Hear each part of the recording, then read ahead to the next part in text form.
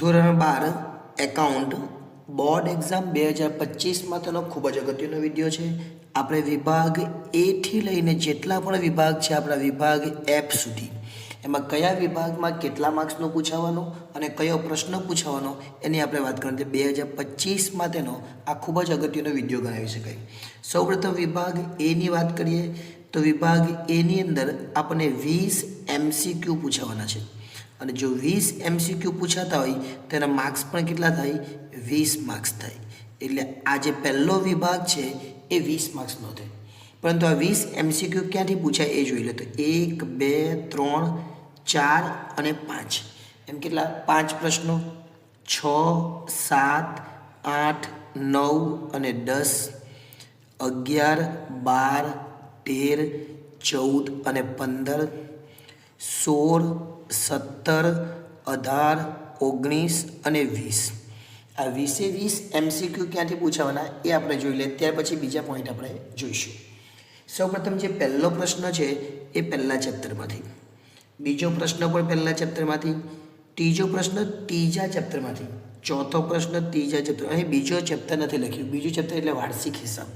વાર્ષિક હિસાબમાંથી આપણને પૂછાતું નથી. શેમાં? MCQમાં. ચોથા ચેપ્ટરમાંથી પણ 2 MCQ છે. પાંચમા ચેપ્ટરમાંથી પણ 2 છે.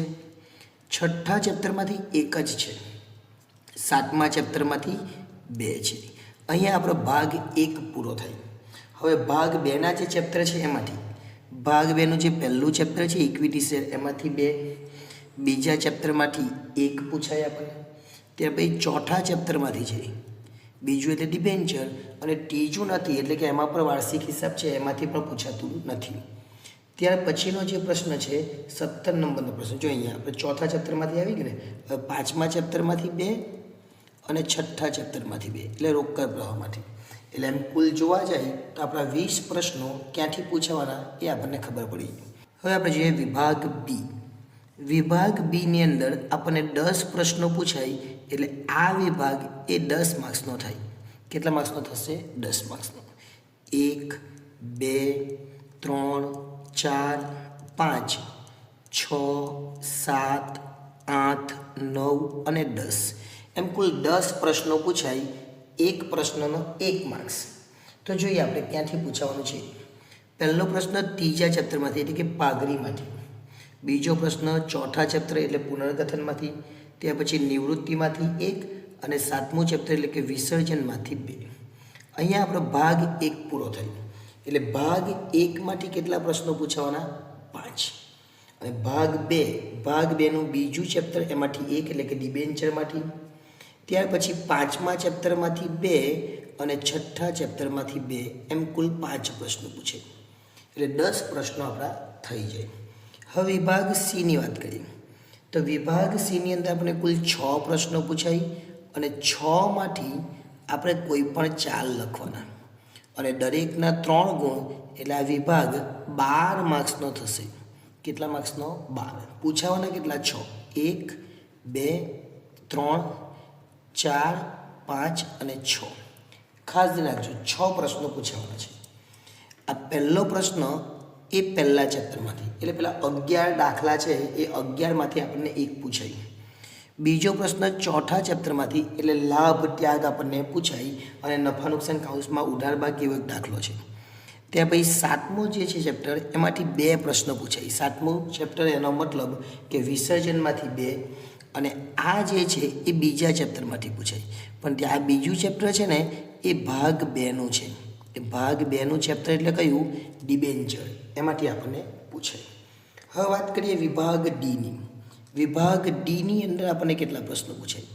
તો વિભાગ ડીની અંદર આપણને કુલ 5 પ્રશ્નો પૂછાય અને 5માંથી આપણે લખવાના કેટલા? તો 5માંથી આપણે 3 લખવાના. એકના માર્ક્સ 4 એટલે આ વિભાગ પણ કેટલા માર્ક્સનો થાય? 12 માર્ક્સનો જ થાય. 5 પ્રશ્નો લખીએ. 1 2 3 4 અને 5 એમ કુલ 5 પ્રશ્નો પૂછાય. એમાંથી આ જે પહેલા 2 પ્રશ્નો છે ને એ ત્રીજા ચેપ્ટરમાંથી. ત્રીજું ચેપ્ટર એનો મતલબ કે પાઘડીમાંથી આપણને આ 2 પ્રશ્નો પૂછાય. પાઘડીની તૈયારી કરો એટલે એ થઈ જાય. ત્યાર પછી ચોથું ચેપ્ટર, પાંચમું ચેપ્ટર અને છઠ્ઠું ચેપ્ટર. આ જે ત્રણ ચેપ્ટર છે એ ભાગ 2ના ચેપ્ટર છે. એટલે ભાગ 2નું ચોથું, પાંચમું અને છઠ્ઠું એમાંથી એક એક પૂછાય. એટલે તમારે 2 પાઘડી કરવાની ને આ 3માંથી કોઈ પણ એક કરી નાખવાનો એટલે આપણો વિભાગ ડી ક્લિયર થઈ જાય. હવે વાત કરીએ સેક્શન ઈ એટલે કે વિભાગ ઈની.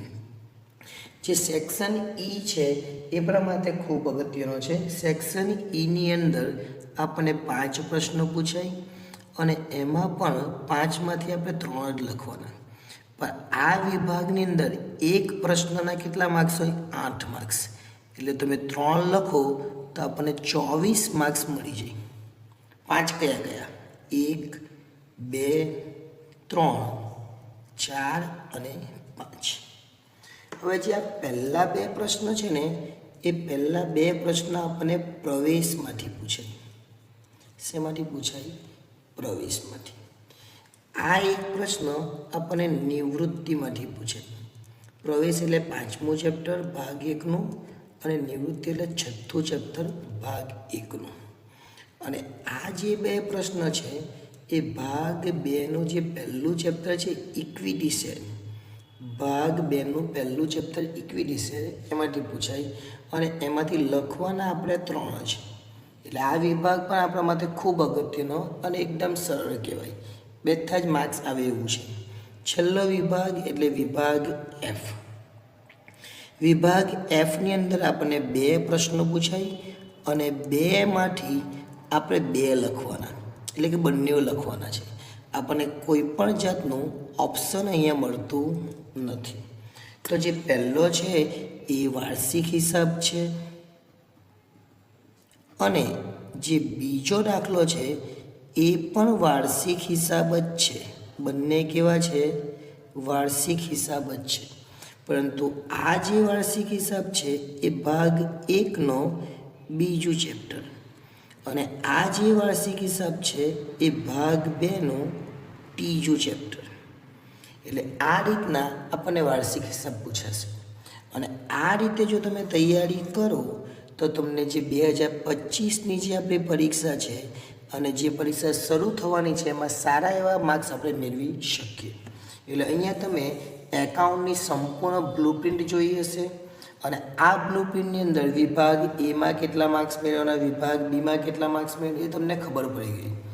કુલ જોવા જઈએ તો 130 માર્ક્સનું પેપર આપણને પૂછાશે અઠવા સાથે. એમાંથી 100 માર્ક્સનું આપણે લખવાનું રહેશે અને એમાંથી આપણે 33 માર્ક્સ લાવવાના રહેશે. એટલે ખૂબ સરળ આ પેપરની બ્લુપ્રિન્ટ કહેવાય. જો તમે આ રીતે તૈયારી કરો તો તમે સારા એવા માર્ક્સ મેળવી શકો. આભાર.